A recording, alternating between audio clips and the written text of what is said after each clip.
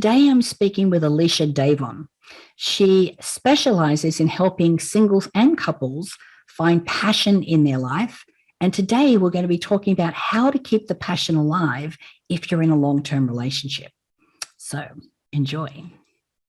Well, hello, everyone, and welcome to the podcast for this week.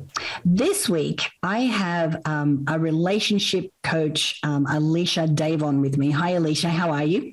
Hi, doing great. Now, Alicia and her husband run a business based in the San Francisco Bay Area where they work with not just couples, but with singles that are looking for love and everything to do with love and passion and connection, which I am absolutely loving. And what I asked Alicia to talk to us about today was really how do we keep the passion alive when it comes to a long-term relationship? You know, I was married for 20 years. And I know that the last, obviously it started to wane before that, but especially the last 2 years, I mean, we were not intimate anymore. You know, I think there's a lot of sexless marriages out there, a lot more than a lot of people like to admit. And when we stopped having that connection, we just stopped having connection, and then after a couple of years, we decided to separate. But it was interesting because I remember thinking, this is so weird to be in this place. And then you kind of get to a place where you're like, I don't even feel good asking for sex. Now it's okay, this is all too weird. We've just got into this really weird place. So, with the couples that you work with, what do you see is the main reason that we get to this place where we've kind of lost that connection and that level of intimacy that we had in the beginning?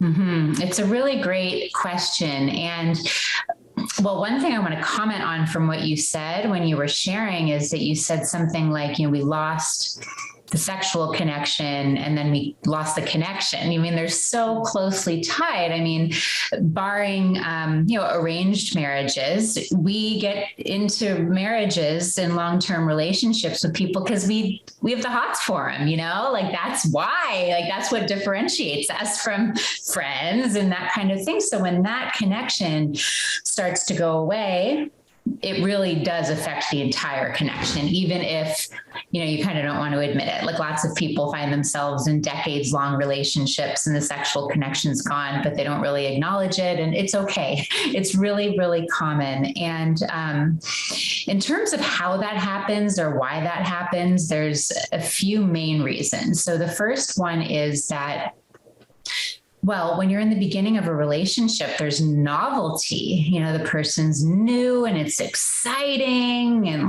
the person can do no wrong. And the romantic sexual connection is generally at the forefront, so it's there. And then there's a drift, a very normal, or I guess, yes, normal, common drift away from that. The novelty wears off. You start to see the person's foibles and this and that. Then if you enter into a marriage, you're getting a house and you have jobs and you might have kids and so many things. It's distraction really is the reason. And once that starts to happen, if it's not addressed, it gets harder and harder to address it the more time that goes by, which is what you were also sharing. It's after a certain point, you're I don't even feel okay to ask for this because you're so far away from it. And the openness and vulnerability that's required for really good sex, it just seems really hard to come by that point. And most people just don't know what to do. And they also think that they're alone in it. Right. Absolutely. And I think too, as we get older, for both men and women, we go through hormonal changes, our bodies are changing, we may not have the libido that we used to have. And I think sometimes it's easy to go, oh, I'm just getting older. It's just hormones. It's just this. But there's no reason why, even if we're going through those kind of bodily changes, that we still can't have a passionate and amazing sex life. So, that's something that we may want to look at or acknowledge. And I think awareness of maybe why this is happening in the first place is a good place to start. But then once we kind of realize, okay, we're in this place, we haven't been intimate for a certain amount of time, how do we get back to that? How do we, like rekindle that again, especially if there's been a long time in between sessions, so to speak. Yes. Action, right? Yeah. Well, the first thing would be to really acknowledge yourselves for bringing it up, because it can be challenging. I mean, sex and attraction and attractiveness and our bodies and all of this, they're such tender, sensitive topics. And there's a lot of prejudice in our culture of, oh, sexy means this and sexy means that. And like, if you don't fit that exactly, you don't feel sexy. There's so much about it. So to not avoid it, but actually bring it out, like, hey, we haven't really been connecting this way for a while and I want to, and I don't know how. That's amazing. So congratulate yourself for that. Then the next piece would be, well, first of all, to know that it's completely normal to feel a little awkward about going from 0 to 100, like no sex for months or years or very little, to like, let's have like crazy sex. No, like nobody's ready to do that. So you want to first start by, don't have those crazy expectations of yourself and carve out time. So time and space. Erwan and I, Erwan's my husband's name, we like to call it pleasure time. He and I have it in our calendars, believe it or not, which we highly recommend at least 5 days a week for, 45 minutes. But even if it's one night a week or 2 nights a week or days, whatever, carve out time that's just for the two of you, that's just for a pleasurable connection. Then what to do during that, again, don't pressure yourselves to be like rip roaring, turned on, ready for intercourse, right? If you are, great, go for it. But we've designed, for example, a set of 12 touching practices that couples can do. And they range from like non-sexual, like everybody's clothed, one person's lying down on their back, the other person's sitting up by their side, the person sitting up has their one hand on the person's heart, one hand on their abdomen. You're just sort of touching and breathing and, and you put new agey music on in the background and light a candle and just, have it be kind of pleasant. And just do that for a little while and then switch roles. That's like a very non-sensual example of one end of the spectrum of these practices. And then they can escalate to something more and more sensual. We have a whole video about it that kind of walks you through it. Things like that. You wouldn't think, because it sounds so simple, but there is something about like just being in that really nice, undistracted place with your partner, with your hands on each other, to just get that connection rolling. Yeah. Because what, in my experience, like sex stopped first, but then affection stopped next. And then we'd go out to dinner and then we had nothing to say to each other. Like it was, you could see this progression that was happening. Yes. So, even if we had still maybe had some connection or some kind of affection or something, I think that's great. But it sounds like, having the conversation and even starting slow, and having some kind of, touch is really important.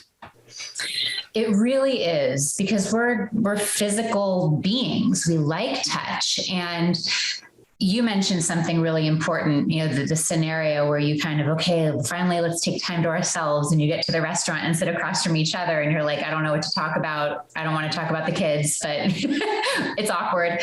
That happens.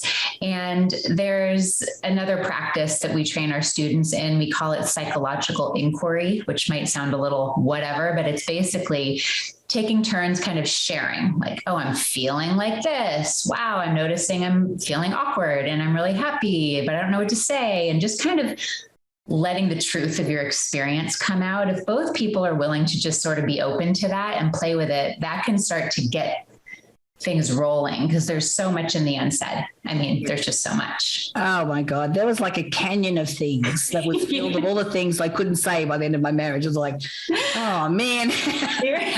Like, where do you start? Yeah, I know.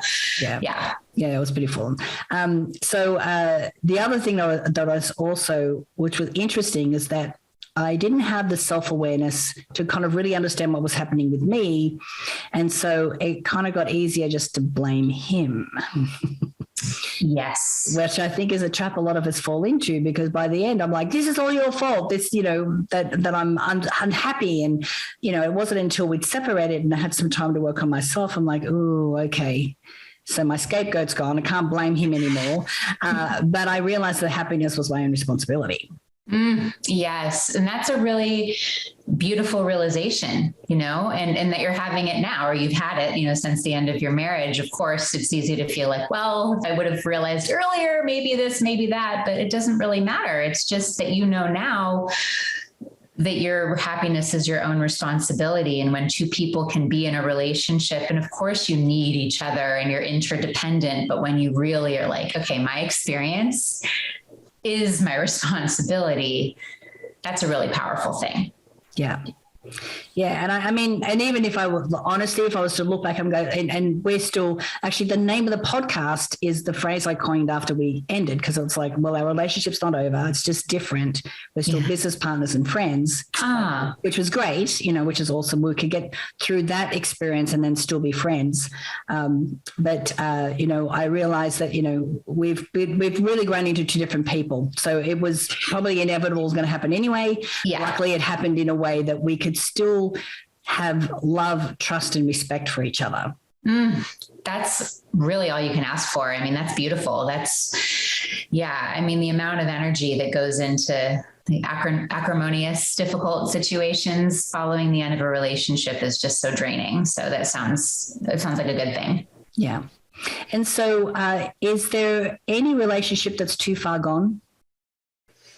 That is a very good question. So here's what I have to say about that. Now, if both people are willing to have the relationship turn around and heal, and they're willing to do whatever it takes, it's not too far gone. Right. Yeah. So that's right. But that's like a big commitment, because kind of like you were sharing, and it's so human. When things are not going well in a relationship for a long period of time, we just get into our own heads and we start, the other person's the enemy, and we're kind of the victim, and then they're feeling the same way too. You can go down a really far hole with that. So it really is like, okay, now I'm going to have to take back all that stuff and open up again. But, willingness to do that, magic happens. Yeah, absolutely. And so when you work with couples, what are some of the processes that you take them through to help them get, reconnected again? So one really, really good process is called withholds. We talked about there's so much that we withhold. And this withholds process is actually not meant to be done with the partner, but it's with a neutral person, like us as a coach or something, or you can do it with a friend. But it's where when you're kind of delivering your withholds, you're basically over and over again for a set period of time, say 5 or 10 minutes, you're sharing very specific things that you've withheld from that person, from your partner. Joe, when you came home 3 hours late, you hadn't called, I felt really betrayed. That's the withhold, right? There's this moment where you picked up that charge and maybe you're chewing on it for years afterwards, but you go back to the moment where these things happened that were difficult, or maybe you felt love for them and didn't say it or whatever. So releasing that emotional charge can actually open up pathways for communication. So that's one process. Another process is really our set of practices. We have 4: meditation, psychological inquiry, body practice, and sensual practice. So we support couples in either alone or together. I mean, the sensual practice is nice done together, and the psychological inquiry is also, but like creating more of an openness within yourself and also with the other person. So we train our couples in those practices. And then of course, dealing with what we call lifestyle design, which is looking at the calendar and like, ooh, okay, here are the times we're going to schedule to actually be together, because people think, oh, it should just be spontaneous, right? And sure, but do you want it to happen, or do you want, do you actually want it to happen? Put it in the calendar. So those are the types of things we support couples with, as well as, working through whatever specific issues, might be going on that need healing. Yeah. And it sounds like when you are looking at the calendar, you don't want to schedule your pleasure time directly after you've had like a heavy meeting or something where it's going to be difficult for you to switch emotional states to go, okay, now I've just gone out of this stressful situation. Now I've got to get into my, feeling good situation. This is going to be hard. Yeah. It's much easier to, reduce Netflix and social media a little bit and make time. I mean, Erwan and I have our pleasure time in the mornings at 9:15, and that not everybody can do. I mean, we run our own organization, so we can, and our son's at school, and, but just whatever works really. Yeah. And it sounds like it's definitely a great way to model for your children the love that you have for each other, and how, how you treat each other is such a great way to model for your kids as well, right? It's a really good point. And a lot of parents, and I kind of fall into this category too sometimes, is we make the kids the center, right? And of course we need to, they're huge, right? They're so important. But if you make them the center of your world, second to your first before your relationship, that actually isn't good for anybody. I mean, my experience, because Erwan is super dialed into this, he's like, our relationship really needs to be number one. And our son is amazing and we'll do everything for him, but let's have him see that it's us. We're at the source of the family. It's so good for him, especially as an only child. He gets so much attention. It's good to not give him all the attention. But families run into that a lot. The parents kind of everything is about the kids all the time. And, it eats away at the connection. Yeah. Yeah, because I mean, your partner doesn't want to feel like they are second fiddle, regardless of whether it's male or female. So I can totally get that. I didn't have children, so that wasn't a challenge for us. But I know of stories where that has happened, where and it's difficult for you to maintain a united front, or to be together, or to even be good parents, let alone have that connection, if you're always putting your partner as second best. Mm-hmm. So that's, so let's say that someone's listening to the podcast right now and they're like, okay, I can see I'm definitely not at the sexless part yet. But I'm feeling like things are starting to, slow down or not be as passionate as they used to be. What are some things they can do now to be able to go, right, before this gets any further, let's address it.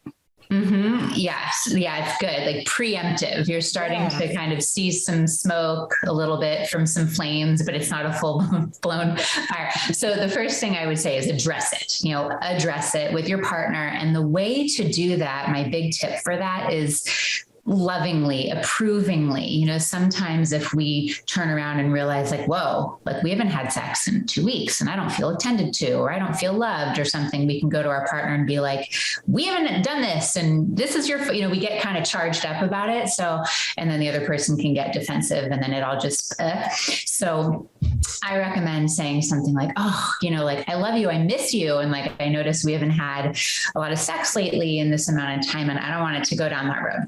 I want us to have passion for the rest of our life. So, hey, why don't we attend to that a little bit? So that's an example of a nice approving way to do it. Yeah. And then I would right then and there, schedule a date night, but the date night doesn't have to be you're out on the town and restaurant and this and that. It could just be, let's have some pleasure time and let's play a little bit. And maybe you learn these touching practices and practice them, or maybe you experiment, share a thing you've been wanting to experiment with or something. So carve out the time and space, have the conversation, carve out the time and space, and then try something new. Yeah. I think too, the big thing there is not to go in accusing or blaming the other person, go, look, what's wrong with you? Don't you love me anymore? Don't you find me attractive? And for me, really being honest, I had a lot of issues with my body because I was getting older. I was putting on weight. I wasn't feeling as sexy. And that really inhibited the way that I was with my husband. Like it was a challenge. It affected that part of our life. Yes. And then, you know, as we do, like, you know, every time we didn't have sex or, you know, something happened, I would see it through the lens of, oh, I'm not attractive anymore. Mm-hmm. That's the story I was telling myself. And so even though things were happening, and I just put that meaning to it, even though it had nothing to do with that whatsoever. And so that kind of snowballed a lot for me as well. So, you know, if you are listening to podcasts, maybe that's something that you want to get deeper into and just really evaluate, well, how are you feeling about yourself? I think is a big thing, because I was not feeling good about myself, you know, physically. And then how is that possibly, you know, affecting my relationship as well? That was a question I should have asked myself a long time ago. Mm-hmm. So that was a big deal. Yeah. Thank you for sharing that. And I think a lot of women deal with that, you know, whether it's age or changes in lifestyle, or you've had kids and your body is different, or, you know, you're on a medication that you need to be on and it changes your body or your weight or whatever it is. I mean, attractiveness is just held up so high in our culture. And I don't think that's a wrong thing. You know, I think the source of attractiveness is not really what we necessarily think it is, but it's, you know, and that, of course, sex is like, it's you, it's your body, it's your sensuality. So it's to name those things and then start to address them. It's all about like naming them and starting to address them, even if you don't have the solution. Yeah, I agree. And I mean, we have a lot of women who are listening to the podcast who are looking to enter into a new relationship or just a new relationship. I mean, my new relationship is about, nearly a year and a half. So passion is not a problem because we're very, very new. But what are some of the things that we could implement now? I mean, I know I've got the calendar thing, and we're pretty good with the calendar thing about, you know, making sure that we have time for ourselves. But what are some other things that we can do to implement as a way of being as a couple to, you know, to ensure that we can maintain this level of intimacy and passion? Mm-hmm. That's a great question. And what a fun situation to be in. You know, learning and studying sensuality and pleasure and these types of topics is a really fun thing to do, because like you're saying, I mean, the passion, the chemistry, it comes more easily, right? And in our classes, Mastery of Relationship in particular, we teach about the stages of relationship, right? There's like the dating, new and exciting stage. And then there's what we call best friends and lovers, where you're kind of like committed together, going deeper. And then the long-term committed relationship, whatever that looks like, called the eternal date. And there's different skills that go along with each of these stages. That's a whole other topic, right? But I'm mentioning it because, one of the skills in that middle game of relationship, you know, when you're kind of getting more serious and committed, is sexual education. And what that means is not just like 7th grade, have safe sex kind of thing. Mm-hmm. That's important.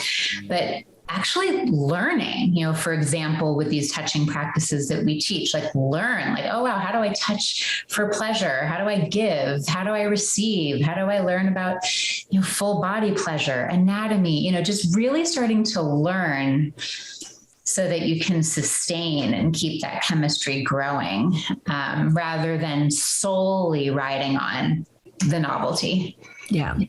Now, well, what I love about having a relationship, like a new relationship at this time of my life. Okay. So any kids that were in the picture are adults now. So yes. And there's not a lot of the responsibilities, the building of the life, like the life is built, you know, we're already here. So, you know, so there's a lot of the stresses and distractions that normally you would have when you're starting out and you're younger and you're forming a family and buying a house and doing all those kind of things. You don't have those distractions at this time of your life, which is awesome. That sounds really fun. Yeah. And the other awesome thing is that we've lived life and we've been in different relationships. So we're very clear about what it is that we like, what it is that we want, you know, where it's easier for us to set up healthy boundaries. But it's also easy for us to have those conversations about intimacy that maybe I would have been embarrassed to do when I was younger. But now it's like, no, let's talk about this. Let's get everything on the table. That is great. I think that's a benefit of getting older too. You just kind of care less, and then you can actually do the things that you want and, be who you are. And you don't have to be distracted by all of this kind of making it in life. Yeah. Yeah. So if you're in middle age and you are single at the moment and you are looking at, thinking about a relationship, I highly recommend it. Just saying. Yeah. That's great. That's so fun. So before we go, Alicia, is there anything that you see as a common challenge that couples face that you could give some advice to that could help some of our listeners that are listening right now? Yes. Well, I think it's more than just couples, but certainly couples is distraction and technology. It's crazy. And, I'm not immune to it at all. So that is a really big challenge, like distraction with phones, distraction with, consuming stuff, content, and overworking. So that is something to keep an eye on, because you want to see, I think about a lot. Okay, when I'm at the end of my life, what would I have wanted to really put my energy into and appreciate? And of course, it's my loves in life, right? Like my parents, they're still around, my brother, but my husband and my child and my relationship. I want to have paid attention to that. And all the shiny stuff that's on our technological devices takes us away from that really easily. So keep an eye on that is what I would say. That is exceptionally good advice. Yeah. No phones in the bedroom. Actually, exactly. I don't even have TV in the bedroom. I'm like, no. Right. No. Bedroom is plug them in somewhere else. Pleasure. That's all. Yeah. Yeah. Because our bodies, low libido and low chemistry it's an issue as we get on in relationship, as we've talked about, but it's a huge issue now, largely due to the distraction. There's nothing wrong with our bodies and our ability to feel chemistry. It's where we put our attention. Right. I love that. Well, Alicia, thank you so much for your time today. So where is your website? If people want to reach out to you and to Owen, where can they do that? So the best way to reach out to me, like let's say you're listening and you're like, wow, I'd like to learn more about working with these guys or whatever it is, I am offering a free love life consultation. So that's a private conversation between me and you. You can tell me whatever you want about your love life, your sex life. You can share your goals. I'll coach you a little. And then if it seems like it would be a good fit to work together or be in one of our classes, I'll lay out the different options. And so the best way to set that up is you can text our school. So the number is 415-308-9580. 415-308-9580. And I'll also give you a link people can click if that's easier. If you just want to go check us out online, our website is pleasurecourse.com. And our Instagram is Davon Method. So I'll make sure you have all that for the show notes. So that's how to reach us. Wonderful. Well, Alicia, thank you so much. I really loved our conversation today because like I was saying to you beforehand, we do a lot of, I've done podcasts about dating and finding love and all that kind of thing. But, at keeping the flame alive and keeping the passion alive, I think is something that we haven't talked about enough. And, the amount of sexless marriages that exist right now is a lot, like it's astronomical, but it doesn't need to be that way, and I encourage you that if anything you've resonated with anything that we've talked about on the podcast today, to reach out to Alicia and Owen, and I'll make sure that all of those ways to do that are in the show notes. So that's awesome. Thank you for having me. This was lovely. Yeah, it's been a pleasure.